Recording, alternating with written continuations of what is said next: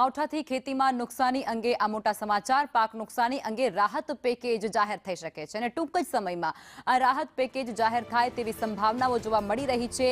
Cabinet બેઠકમાં કૃષિ વિભાગને તાત્કાલિક સૂચના આપી દેવાય છે. માવઠાથી નુકસાનીમાં ઝડપી કામગીરી કરવા આદેશ અપાયા છે. સંવાદદાતા નિર્મલ જોડાયેલા છે.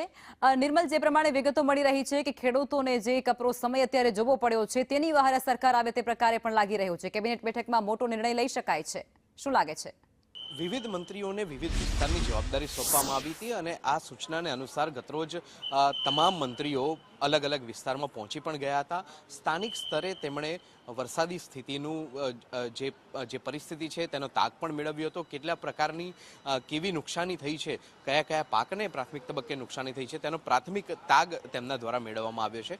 આજરોજ જ્યારે કેબિનેટ બેઠક યોજવામાં આવી અને તેવા સંજોગોમાં મોટાભાગે જે સૌરાષ્ટ્ર વિસ્તાર છે તેમજ દક્ષિણ ગુજરાત વિસ્તાર છે, આ તમામ વિસ્તારનો પ્રાથમિક રિપોર્ટ મુખ્યમંત્રી સમક્ષ રજૂ કરવામાં આવ્યો હતો.